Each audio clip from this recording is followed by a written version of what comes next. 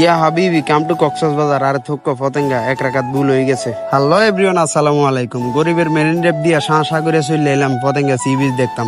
ফতেঙ্গা sea beach দেওয়ানোর ইচ্ছা অনেক দিনের, অনেক আগে দেখছি। মাদ্রাসার যখন থাকতাম 7-এ থাকতে একবার আইয়া ঘুরে গেছিলাম, এবার আর দ্বিতীয়বারের মতো আইলাম। টানেলের রোডের থেকে ইউটার্ন লইয়া ফতেঙ্গা সি বিচ রোড ঢুকলাম। ঢুকে দেখলাম ও মায়ের দিয়ে সাদাবাজি চলতেছে। দল দিডেই ফাল্টাক না কেন, সাদাবাজার ফাল্টা না, শালার আর মানুষ হইল না। তো কি তার করিলাম, বাসার কাকুরে কইলাম কাকু থাক দিয়া দেন 100 টাকা ফকিরের জাতেরে 100 টাকা দিয়ে এনো গাড়িটা পার্কিং করে ডুকুর করে যাই নামিয়া গেলাম ফতেঙ্গা সি বিচ। ফতেঙ্গা সি বিচের সামনে সমুদ্রের ঠান্ডা বাতাসে মনটা একবারে পানির মতো ঠান্ডা হইয়া গেল। মনে মনে চিন্তা করলাম রাস্তার মধ্যে যত ক্লান্তি আছিল সব দিয়ে এনে দূর হয়ে গেল। যাক আলহামদুলিল্লাহ, এত সুন্দর একটা ওয়েদারের লাগিয়া। ফতেঙ্গা সি বিচ রে আমরা আবার অনেকে কক্সবাজার কই, এটা আবার গরিবের কক্সবাজার আর কি। তো আমরা যেহেতু বিগ বাজেট নাই, কক্সবাজার যায় আমার কেমনে, ফতেঙ্গাতে একটু ঘুরে টুরে দুধের সাথে গোলে মিটাই আর কিতা কইরাম। তবে এনে তো ভিড় কি লেগে আমি এটাই বুঝলাম না।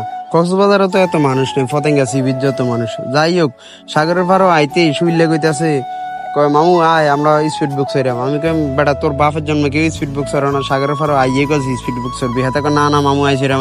আমি কইলাম তো ঠিক আছে সরবি তো না কিতা করে আমার স্পিড বুকের কাছে যাই যে গেলাম বেটারে ভাই কত, কয় 100 টাকা। ও মা 100 টাকা দিয়ে বলে তুই স্পিড বুক সরাইবো। কইলাম ঠিক আছে আমরা একটু দূরে করে লই যান। ধর্মিয়া এন 15 জন যাইবো, আপনারা 15 জন দু যাইবো, আপনারা দু যাবেন। তো শুইলারে কইলাম ঠিক আছে কিতা আর কইরাম, 100 টাকা করে 2-3টা টিকিট লইলো। আমি কাইমা শুইলা মিল্লা গটর করে উঠতে গেলাম স্পিড বুক দিয়ে সাই করে ছুটছে আমরা লইয়া। আমি মনে করছি যে বঙ্গোপসাগর পুরোটা ফাড়ি দিয়ে লাগবো। উমা জাহাজের কাছে যাই আবার স্পিড বুক ঘুরে চলে যেতেছে। কিতারে মামু কয় হ্যাঁ মামু এর দূরে দৌড় বেটা 100 টাকা এর দূর, এটা কোনো কথা হইলো নি। কুমিল্লা শহর যাইয়া কোনো একটা রিক্সা ড্রাইভারে 100 টাকা দিলে হাতে পুরোটা কুমিল্লা শহর ঘুরাইয়া না আরো 50 টাকা ফেরত দিব। এই লিচুর স্পিড বুক সত্তাম বলে আছি দূর। শুইলারে কইলাম ওই চিনি এবার তোর কলজাটা ঠান্ডা, 300 টাকা খরচ করে দিয়া। হাতে কইলো মামু কিতা কইরাম, জীবনের একটা শখ দুপুরন হইলো।